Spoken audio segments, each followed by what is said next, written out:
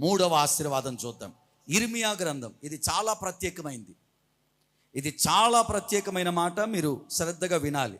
31వ అధ్యాయం 36వ వాక్యాన్ని చదువుకుందాం. 31వ అధ్యాయం ఇర్మియా గ్రంథం 36వ వాక్యం. ఆ నియమములు నా సన్నిధిలో ఉన్నాయి గనుకనే, అంటే ఉన్నాయి గనుకనే ఇశ్రాయేలు సంతతి వారు నా సన్నిధిలో ఎప్పటికీ ఉండేటట్లుగా ఆ నియమాలు వారికి తోడుగా ఉన్నాయి. మీకు అర్థం కావడానికి చెప్తున్నా.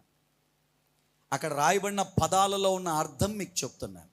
ఏమిటి అంటే, దేవుడు అంటారు, ఆ నియమములు, కొన్ని రూల్స్ రాసి పెట్టాడు. ఆ రూల్స్ దేవుని సన్నిధిలో ఉండడం వల్ల, బాగా వినండి, ఆ రూల్స్, ఆ నియమాలు దేవుని సన్నిధిలో ఉండడం వల్ల ఇశ్రాయేలీలు అక్కడ నిలబడగలిగారు. ఒకవేళ అవి లేకపోతే వాళ్ళు ఎప్పటికీ అక్కడ నిలబడలేరు. దేవుని సన్నిధిలో దేవుడు మన కోసం కొన్ని నియమాలు, కొన్ని రూల్స్ మార్చి పెట్టాడు. అవి ఉండడం వల్ల ఈరోజు మనకు ఆ ధన్యత దొరుకుతుంది. అవేగిన లేకపోతే అక్కడ ఏ మానవుడు కూడా దేవుని సన్నిధిలో ఉండలేడు.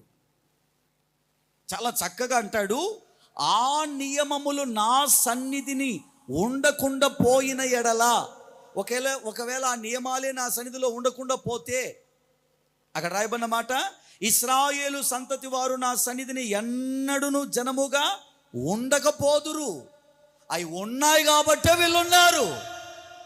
ఒక్క మాటలో చెప్పేస్తున్నాడు, నా సన్నిధిలో నియమాలు ఉన్నాయి కాబట్టే వీళ్ళు ఉండగలిగారు. ఏంటా నియమాలు? ఏమున్నాయి ఆయన సన్నిధిలో?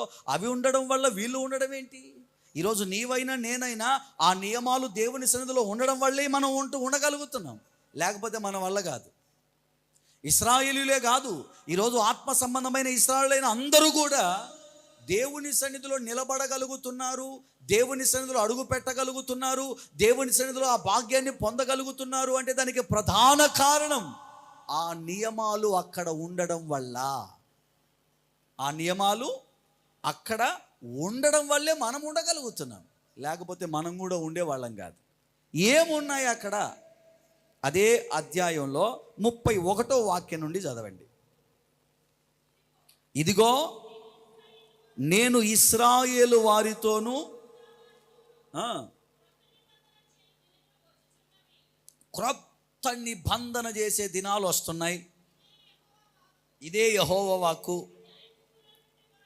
నేను ఐగుప్తు నుండి వాళ్ళని తీసుకొచ్చినప్పుడు చేసినటువంటి ఆ నిబంధన వంటి నిబంధన అయితే ఇది కాదు.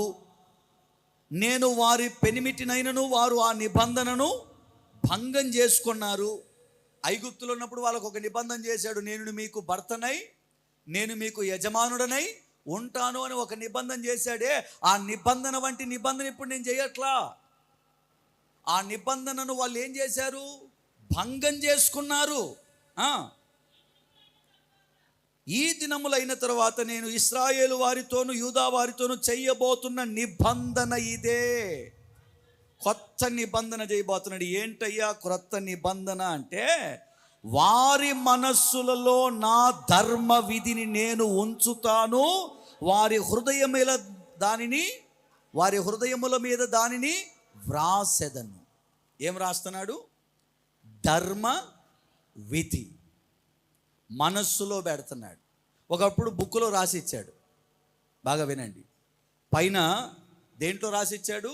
రాతి పలకల మీద రాసి ఇచ్చాడు. దాన్ని మోషే గారు ఏం చేశారు? గ్రంథంగా రాసి ఇచ్చారు. రాళ్ల మీద రాసింది, గ్రంథం మీద రాసింది వీళ్ళు ఏం చేశారు? భంగం చేశారు.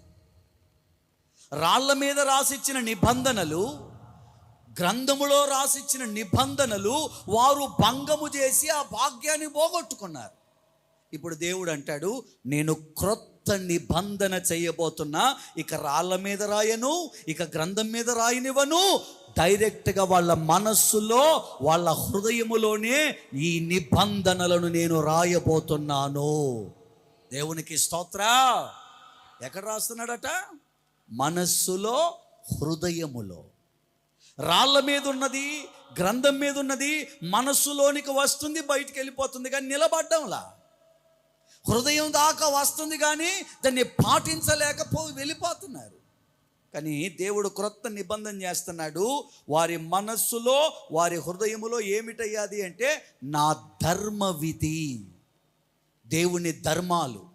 బాగా వినండి, దేవుని ధర్మాలను పాటించే ఆ విధి విధానాలన్నీ అందరి హృదయములలో దేవుడు రాశాడు. ఈ నిబంధన ఆయన సన్నిధిలో ఉంది. దేవునికి స్తోత్రం. ఎక్కడుంది ఈ నిబంధన? ఈ నియమం ఎక్కడుంది? రాళ్ళ మీద రాసింది లేదు, గ్రంథములో రాసింది లేదు, వీళ్ళ హృదయములో రాసిన నిబంధన అక్కడుంది. వీళ్ళని ఏదన్నా పొరపాటు చేసినప్పుడు, ఏమన్నా వేద్దాం అనుకున్నప్పుడల్లా ఏం కనపడుతుంది ఆయనకి? వీళ్ళ హృదయంలో ఏముంది, వీళ్ళ మనసులో ఏముంది? ఆ నిబంధన అడ్డుపడుతుంది దేవుణ్ణి. ఆ నిబంధన ఏం చేస్తుంది? అడ్డుపడుతుంది. మీరు అక్కడ తెలుసుకోవాల్సిన మరొక శ్రేష్టమైన మాట, నేను వాళ్లకు దేవుణ్ణై ఉంటాను, వారు నాకు జనులుగా ఉంటారు. వారు మరి ఎన్నడును యెహోవాను గూర్చిన బోధ నొందుదము అని తమ పొరుగు వారికి కానీ తమ సహోదరులకు కానీ ఉపదేశము చేయరు. ఎందుకంటే నేను వారి దోషములను క్షమించి వారి పాపములను ఇక ఎన్నడును జ్ఞాపకము చేసుకొనను గనుక అల్పులేమి గనులేమి అందరూ నన్నెరుగుదురు. దేవునికి స్తోత్రం. అంటే 2 నియమాలు రాసి పెట్టాడు ఆయన సన్నిధిలో. ఒకటి, వాళ్ళ హృదయములోనే నా ధర్మాలు రాశాను. 2, వాళ్ళ పాపాలన్నిటినీ క్షమించాను. ఈ 2 ఎక్కడున్నాయి? ఈరోజు నిన్ను నన్ను దేవుడు తన సన్నిధిలో నిలబడడానికి అర్హత ఇచ్చాడు అంటే దేనివల్ల ఇచ్చాడో చెప్పనా? నీ హృదయంలో, నా హృదయంలో ఆయన ధర్మ విధులను దేవుడే ఉంచాడు. హృదయం అనే పలక మీద రాశాడు. ఆ విధులు మనల్ని సరిచేస్తూ తీసుకెళ్తున్నాయి. 2, మన పాపములను కడిగేశాడు. ఏం చేశాడు చెప్పండి? మన పాపాలన్నిటిని ఏం చేశాడు? కడిగేశాడు. మన పాపాలన్నిటిని కడిగేస్తాను అని మాటిచ్చాడు. ఆ పత్రం ఎక్కడుంది? దేవుని సన్నిధిలో. యెహోషువ మలిన వస్త్రంతో వచ్చి నిలబడినప్పుడు కూడా దేవుడు ఏమన్నారు చెప్పండి? ఏమన్నారు? సాతాను అంటాడు, ఇదిగా ఏం భక్తుడు తెగ పాపాలు చేసేస్తున్నాడు, మంచోడే కాదు ఈ యెహోషువ, ఇతని వస్త్రాలన్నీ ఏమైపోయాయి? మలినంతో ఉన్నాయి, ఇతడు పాపంతో ఉన్నాడు, ఇతని దగ్గర నీతి లేదు, పరిశుద్ధత లేదు, ఇతనిలో లోపాలు ఉన్నాయి, ఇతను పాపి పాపి పాపి పాపి అని సాతానుగాడు దోషారోపణ చేస్తుంటే దేవుడు అంటాడు, నిజమే, అతడు పాపమే చేసి ఉండొచ్చు, అతని వస్త్రాలు మురికే ఉండొచ్చు, కానీ అతను ఎక్కడున్నాడు? నా సన్నిధిలో ఏముంది? నేను 2 నియమాలు పెట్టుకున్నా. 1, వాళ్ళ హృదయంలో నా ధర్మ విధులను పెట్టాను.